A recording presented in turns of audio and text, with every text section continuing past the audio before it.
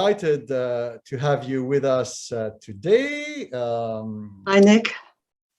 And I should say before we start that talk that that we are holding that short interview with you the day before the conference, because Helen Dean was tied up in some board meetings in London, but she's there with us in spirit today in Paris. And without further ado, we shall plunge right away in the interview. And I'm going to ask you first, Helen, how does Nest work out its priorities when developing your investment strategy? I mean, there are so many topics within ESG, of course, to pick from, and Nest looks to cover many, but how do you personally, how do you Nest prioritize and focus on the most important to you guys?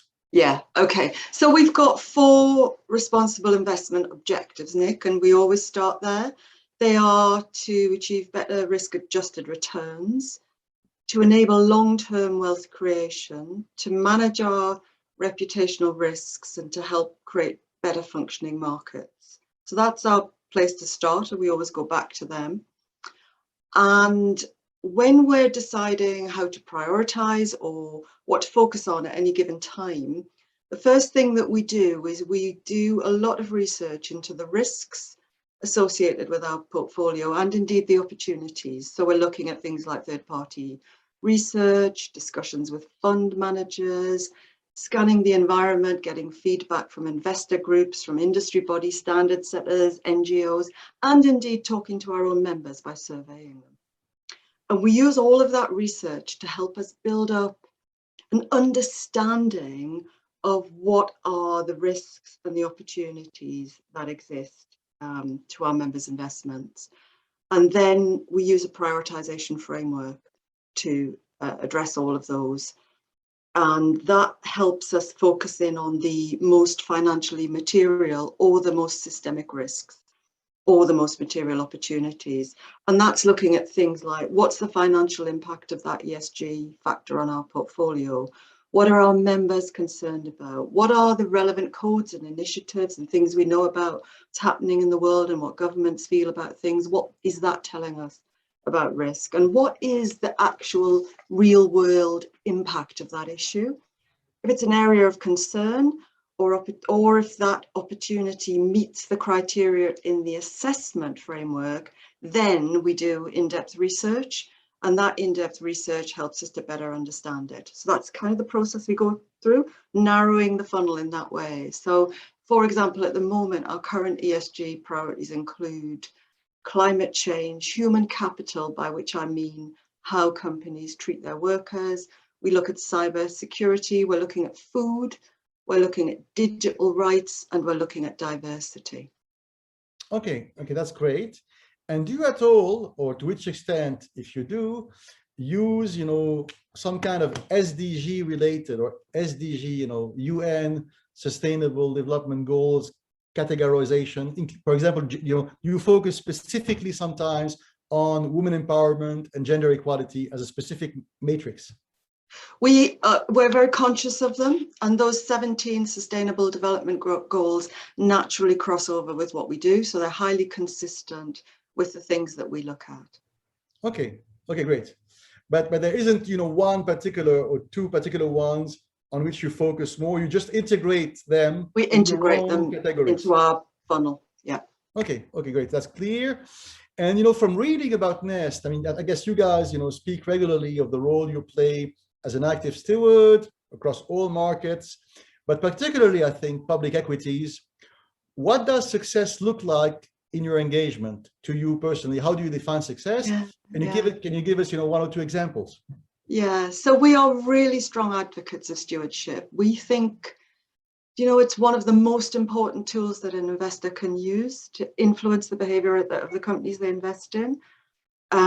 We take a very holistic approach to it. So we're looking at voting in our members' long-term interests, and we're looking at having a direct and indirect dialogue with the companies we invest in, and we're contributing to public policy, as that develops across a range of ESG issues. So very holistic. We're also very keen on collaboration, and this goes to the heart of success. In in the end, the more we can collaborate with other investors, the more successful we're likely to be. So working with other like-minded organizations is very important to us. And we are very keen to promote and facilitate high standards of stewardship across the UK pension fund industry as a whole. We've got a very diversified portfolio. So to an extent, you have to tailor your stewardship according to what you're looking at. So let me give you some examples. So for listed equities, active ownership is delivered through things like proxy voting, co-filing shareholder resolutions. We find the AGM seasons a really busy time. So last voting season, we asked our fund managers to override well over 240 voting intentions so that they aligned with our voting policy and beliefs. But if you look at something like corporate debt or private credit, the active engagement there is much more about assessing the approaches that the investment managers are taking. So you have to tailor your strategy according to the asset you're invested in. The other thing is we are keen to work with companies closely and proactively and collaboratively, but we're not afraid to call them out if we have to. So, is it fair to say that there is that double chain of ownership, so that you engage directly, let's say, with the CEOs and CFOs of large listed corporations, but you also talk to the fund manager to whom you give mandates, and you instruct or advise the fund manager to do the same on his own? Yes. So an example of talking directly to the companies is some work we did recently with Sainsbury's, where we believe low pay is a material issue. It's about our human capital risk. So we're keen to tackle low pay, and we engaged with the UK supermarket industry alongside the Share Action Good Work campaign, and we filed a shareholder resolution at Sainsbury's encouraging them to accredit as a living wage employer.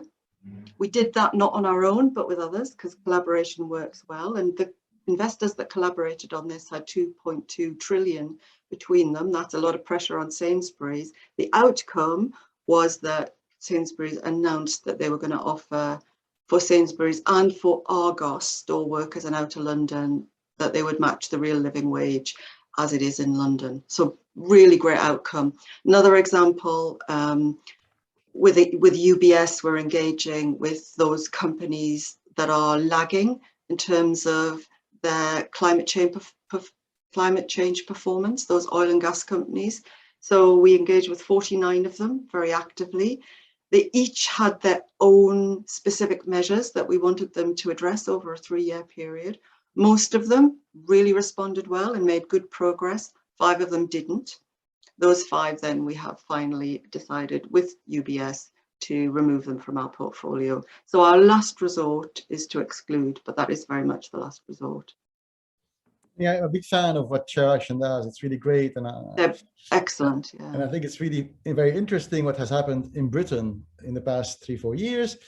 And it's an interesting, example of, in the short terms, because of course, in the long term, things are different, but in the short term, sometimes punctually, you may have to put on the balance. And for example, I'm just giving a theoretical example, so it might not be true for Sainsbury or Tesco or whatever, but just in the short term, on the face of things, if you are increasing the salaries of workers, it may look like basically to the detriment of the gross margin of the grocery store in the short term. Of course, in the long term, it's different picture, but it may be the kind of arbitrage that seemingly you have to make in the short term, right? Yes, and that's why it's important to engage with companies and to do that very collaboratively, and to talk to companies and to understand those issues and to try and help them make those changes and adjustments, even if that is over the longer term. So when I talk about the oil and gas companies, the 49, they're not going to make those changes overnight. That was a 3-year program, and we expected to see incremental improvement. We're not unrealistic. We don't expect companies necessarily to do everything all at once. It's about being clear that they are moving in the right direction. Yeah, I guess it's becoming the new normal, right? Constantly balancing the two, Yes, right? absolutely. Great, great. And I'm aware of time. So I think, our members and followers who sent us a bunch of questions in the last few weeks had one or two more burning questions for you. So I'm looking at my screen here. And one of them was, because of course, you and the Honorable Nick Cherry are both amongst the great pioneers in the field of what we call, modern DC investment. And in the old days, there was that preconceived, I guess, perception that, private market assets were only for sovereign funds and for defined benefits, but it was complicated for DC. But it is changing, of course, and you're really at the edge of that change in Britain and Europe. So I know that Nest has recently set up a new mandate or some new mandates, investing in private equity. So popularizing, I guess, PE and VC and making it more accessible to the masses via their DC retirement scheme. How are you ensuring that your involvement in that industry, which at times can seem a bit opaque or complicated, your involvement really meets your very high, standards for responsible investment? Yeah. So, I mean, you're right. We do want to make sure that that our members can benefit from the opportunity of private equity, but we need to do it responsibly. But we do think that private equity actually offers quite a good opportunity to do that, because you have a very direct influence in the companies that you're investing in when you're investing through private equity. So that very concentrated influence is, stronger in many ways than it is when you're investing in public markets, where the influence of any one investor is rather diluted, and hence the need to get together and act collaboratively. So we do see the opportunity there, and we think the key is through manager selection. So we appointed Schroders Capital in May, and we selected them very, very carefully. And a key factor in that selection was their commitment to responsible investment.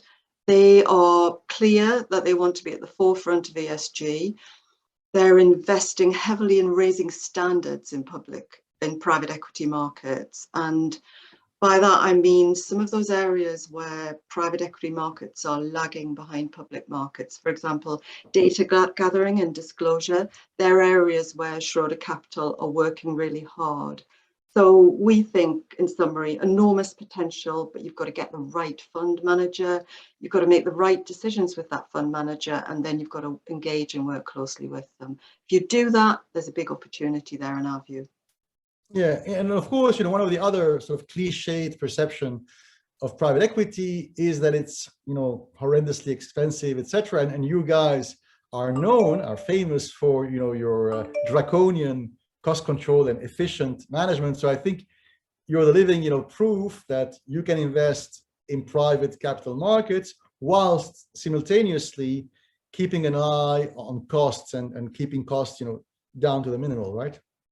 Yeah, and there is some real value in scale there. We're very big now, and even when we weren't very big, there was always a line of sight to becoming very big, and it's important to leverage that scale. We're about 24 billion now, but we grow at about 400 million a month. So you can see the size of Nest, and that just gives us a bit of leverage to do good deals, not just on investment, but on the admin side of the business as well. Yeah, it's quite impressive. It's quite impressive because, you guys started as a small sub-branch of a government department. 10 years ago, we had nothing, no members, no employers. The AUM, the AUM rise is certainly very, very impressive. I think you guys, and perhaps, one or two examples I can think of in Canada and Saudi Arabia or whatever, but you have an exceptional AUM pickup in the past 9 or 10 years. The amazing thing is the success of auto enrollment, Nick. The way that's resolved the demand side. People are very receptive to being auto enrolled into a pension. Very few of them opt out, and they say very persistently, having been auto enrolled. That's very, very powerful. Yeah, I think it's very encouraging and optimistic note to conclude our talk here today. But I think what's great, if you look at the working class and employees who supposedly don't have access to these edgy, sophisticated asset classes.